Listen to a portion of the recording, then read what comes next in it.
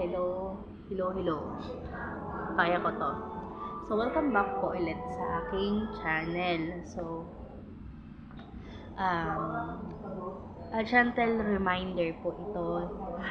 Doon po sa nalalapit na turnover ng inyong bahay. So, gusto ko lang i-share sa inyo na dapat po sa turnover ng bahay nyo, hindi lang po basta excited o tuwa yung mararamdaman nyo. Dapat din po maging aware, maging mapanuri kayo. Kasi sa turnover po, ang gagawin po niyan, diba sasama po kayo dun sa loob ng bahay nyo. So, lahat po ng sulok ng bahay nyo is ililibot po kayo doon, sasabihin sa inyo, i-instruct kayo. So, ang gagawin nyo din po as owner, syempre, para hindi po kayo magka-problema the near future, i-check nyo po, no? Yung lababo, yung CR, kung yun ba yun, lahat pa ng nagana. Diba? Yung flush, yung shower, yung yung maliit na parang washroom. So, i-check nyo lahat yun kung functional. Yes, kailangan nyo siyang i-check para after mo turn over or habang nagdi-discuss sa inyo ng mga rules na pwede o ng mga do and don'ts dun sa bahay nyo is ma-heads up nyo kaagad kapag may sira or hindi functional para po mapagawa. No, kasi kapag na-turn over na po yan sa inyo at hindi nyo po inasikaso, possible po kung ano man po dyan yung sira, matatagalan po kayong mag-concern hanggang sa kayo na lang po yung magpagawa. So, ganun po yun ha. So, lagi nyo pong tatandaan na bahay nyo na yun. Bahay nyo na po yan. Kaya po, dapat, syempre, maging sigurista po tayo dahil hinintay natin yan ng matagal.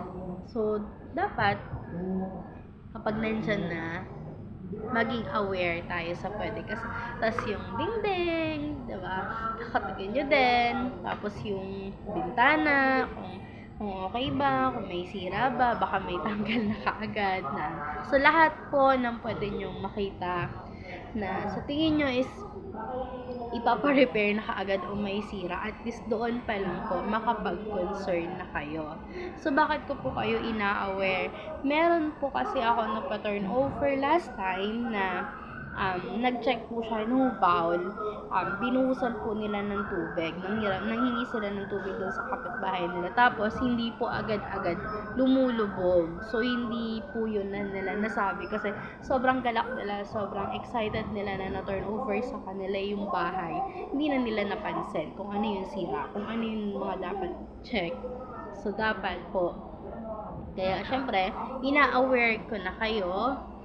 Hindi lang to sa mga buyer ko, kundi sa inyo na din na naka-avail ng pasinaraw, pagsinag man, o kahit na anong pabahay na dapat po maging aware tayo para hindi naman po sumama yung loob natin na kaka-turnover lang, stress na kaagad yung kabutin natin. So, kasi marami po talagang senaryo.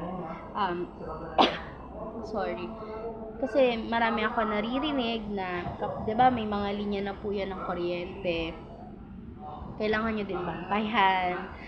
So, double check nyo po talaga yan. Kasi, may narinig ako before na kinukuha yung pinaka-metro ata yung tawag doon.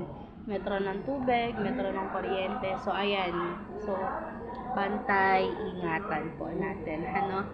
So, yun, gusto ko lang i-aware kayo para ngayon pa lang alam niyo na po kung ano po yung gagawin niyo sa actual na kapag nandyan na po sa inyo yung susi ng bahay niyo.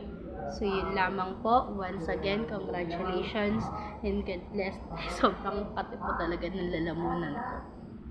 Thank you so much. So, please like and share, then subscribe na din po para updated kayo sa aking mga video pa sa susunod kong upload. Yun lamang, maraming salamat po. God bless.